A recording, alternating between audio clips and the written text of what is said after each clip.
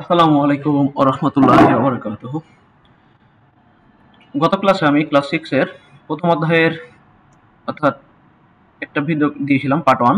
আজকে হচ্ছে পার্ট 2। আজকে আমরা দেখব আন্তর্জাতিক গণনা পদ্ধতি। তো আমরা হচ্ছে গতদিন দেশীয় পদ্ধতি দেখেছিলাম, আজকে আন্তর্জাতিক গণনা পদ্ধতি দেখব। তো দেখেন আন্তর্জাতিক গণনা পদ্ধতি কি বলছে। কোন সংখ্যা শুদ্ধভাবে ও সহজে পড়ার জন্য যে রীতিতে ডান দিক থেকে 3 অঙ্ক পর পর কমা বসানো হয় তাই আন্তর্জাতিক গণনা পদ্ধতি। এ পদ্ধতিকে একক থেকে বিলিয়ন পর্যন্ত স্থানগুলোর নিচে নিয়মে পরপর সাজানো হয়।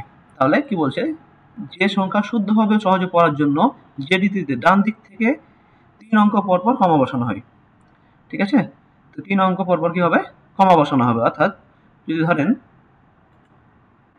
এরকম থাকে আমাদের 1 2 3 4 5, আমি দিলাম আর কি এমনিতে বোঝানোর জন্য।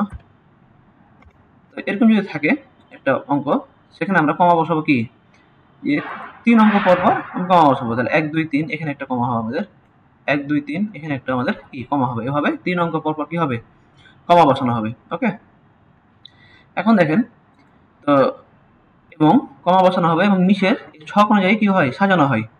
তাহলে প্রথমটাকে কি বলা হয়, একক। প্রথমটাকে কি বলা হচ্ছে একক, তারপরে হচ্ছে দশক, তারপরে কি শতক। তাহলে একক, দশক এবং কি শতক। তারপরে দেখেন হাজারে, হাজারে কয়টা আছে, 3 অঙ্ক আছে। এখানে দেখেন এককে একটা অঙ্ক ছিল, দশকেও একটা অঙ্ক ছিল, শতকেও একটা অঙ্ক, বাট হাজারে দেখেন এই হাজার পড়বো কি, এখানে 3 অঙ্ক, এই 3 অঙ্ক আমরা সর্বোচ্চ 1000 করতে পারবো। মানে অর্থাৎ এখানে যদি 1 থাকতো তাহলে আমরা 1000 বলতাম, যদি ডাবল 1 থাকতো তাহলে 11000 বলতাম, কিন্তু এখানে দেখেন 111, তাই এখানে কি বলতে হবে আমাদের, 111,000। বুঝতে পারছেন?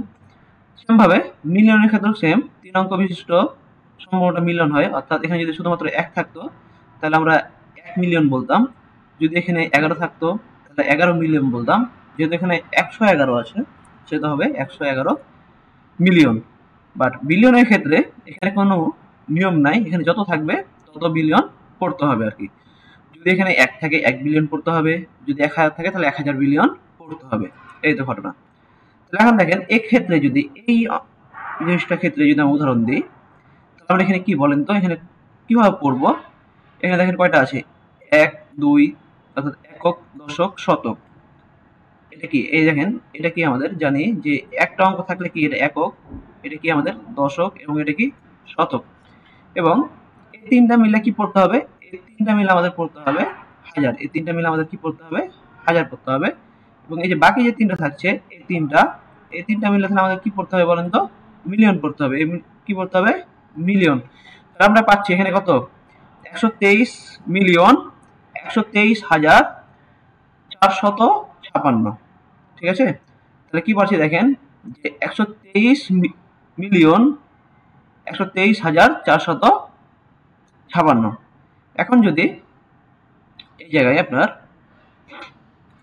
এই যে এই জায়গায় যদি 123 না হয় আমরা যদি কমাই দিই, অর্থাৎ দেখো শুধু 3 দিলাম, শুধু কি দিলাম, 3 দিলাম। আমি এগুলো মুছে দিই আপনাদের বুঝতে সুবিধা হবে। দেখেন 3 দিলাম, সেক্ষেত্রে এখন দেখেন যে এই তিনটা কি, এটা তো একক, এটা দশক, এটা শতক আমরা জানি। আর এই তিনটাকে কি পড়তে হবে বলেন তো, হাজার পড়তে হবে। এই তিনটাকে আমাদের কি পড়তে হবে, হাজার পড়তে হবে। এবং তাহলে এই যে 3 থাকছে, এই 3টাকে তাহলে আমরা কি পড়বো বলেন তো, মিলিয়ন পড়বো। তাহলে কি হচ্ছে এখানে, এখানে হচ্ছে যে 3,123,456, 3,123,456। আশা করি আপনারা বুঝতে পারছেন জিনিসগুলো কিভাবে পড়ানো হয়। এখন দেখেন এখানে কিছু লেখা আছে, বলছে এখানে একক, দশক, শতক দেশীয় রীতিতে পড়া ও কথায় প্রকাশ করা যায় হয়। আমরা বুঝতে পারলাম একক, দশক, শতক কি দেশীয় রীতিতে পড়া ও প্রকাশ করা হয়। এখন দেখেন যে হাজার, অনূর্ধ্ব 3 অঙ্ক সংখ্যা লেখা যায়। তাহলে এই দেখেন হাজার অনূর্ধ্ব কত, সর্বোচ্চ 3 অঙ্ক সংখ্যা লেখা যায়। এবং উপরের ছকে হাজারের ঘরের সংখ্যাটি 111 এবং একে পড়তে হবে 111,000, যেটা বললাম। সেম ভাবে দেখেন অনূর্ধ্ব 3 অঙ্ক বিশিষ্ট সংখ্যা লেখা যায়, যে সংখ্যা লেখা হয় তত মিলিয়ন পড়া। অর্থাৎ উপরের ছকে মিলিয়নের ঘরের সংখ্যাটি 111 এবং একে পড়তে হবে কি 111 বিলিয়ন। মিলিয়ন, বিলিয়ন দেখেন যে সংখ্যা লেখা হয় তত বিলিয়ন পড়া হয়। অর্থাৎ এখানে যত লিখবো তত আমরা কি বিলিয়ন পড়বো। উপরোক্ত ছকে বিলিয়নের ঘরে সংখ্যাটি 111 একে পড়তে হবে 111 বিলিয়ন। ওকে, 111 কি বিলিয়ন। তা দেখেন দেশীয় ও যে আন্তর্জাতিক গণনার যে সম্পর্ক সেটা দেখেন যে একক যেটা ছিল সেটা সেম আছে, দশক যেটা ছিল সেটাও সেম আছে, শতক যেটা ছিল সেটা সেম আছে। অর্থাৎ একক দশক শতক পর্যন্ত আমাদের কি কোনো পরিবর্তন নাই। আমরা দেশীয় রীতিতে কি বলছিলাম, হাজারটা কি ছিল আলাদা ছিল, এবং অযুত লক্ষ আমরা কি পড়তাম, লক্ষ পড়তাম, তাই না? সরি, হাজার এবং অযুত মিলে আমরা হাজার পড়তাম, লক্ষ এবং নিযুত করে আমরা কি পড়তাম, লক্ষ পড়তাম। কিন্তু এখন দেখেন হাজার, অযুত এবং লক্ষ মিললে কি হচ্ছে, এখানে হাজার হচ্ছে, এবং নিযুত এবং কোটি মিললে কি হচ্ছে আমাদের মিলিয়ন হচ্ছে, আর মিলিয়নের উপরে গেলে আমাদের কি সেটা হচ্ছে বিলিয়ন হচ্ছে। ওকে, তাহলে আমরা দেশীয় রীতি যখন পড়ছিলাম তখন যে কি অযুত এবং হাজার থাকলে সেটাকে আমরা কি পড়ছিলাম বলেন তো, হাজার পড়ছিলাম, এবং নিযুত এবং লক্ষ থাকছিল সেটা আমরা কি পড়ছিলাম, লক্ষ পড়ছিলাম, আর বাকিটা কোটি।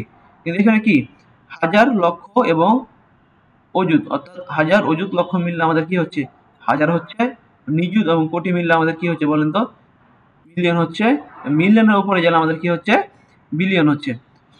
তাহলে আশা করি আপনারা বুঝতে পারছেন। যদি আমি আরেকটা উদাহরণ দিয়ে বোঝানোর চেষ্টা করি, তাহলে দেখেন যে এখানে যদি আমি এটা না লিখা এরকম দিই 2 3 5,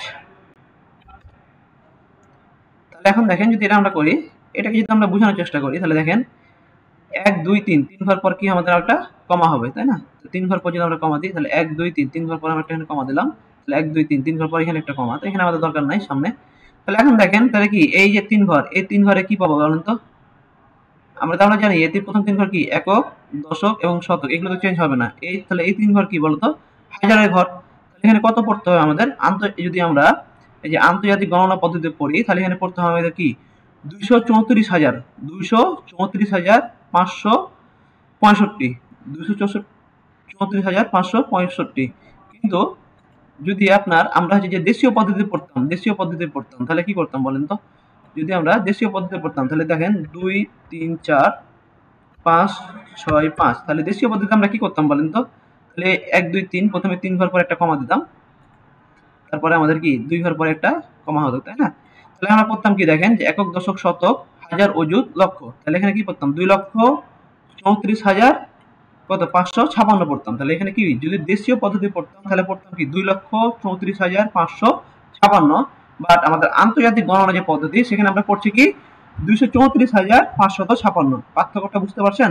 তাহলে এখানে কি এই যে দেখেন এই যে হাজার, অযুত এবং যে লক্ষর এই ঘরটা মিললে কি হচ্ছে আমাদের হাজার হচ্ছে, কিন্তু এখানে আমাদের কি হচ্ছিল দেখেন তো, হাজার এবং অযুতের মিললে কি হচ্ছিল হাজার হচ্ছিল, এখানে কি 34,000 হচ্ছিল, এবং এই লক্ষর ঘরটা আলাদা ছিল 2,34,556।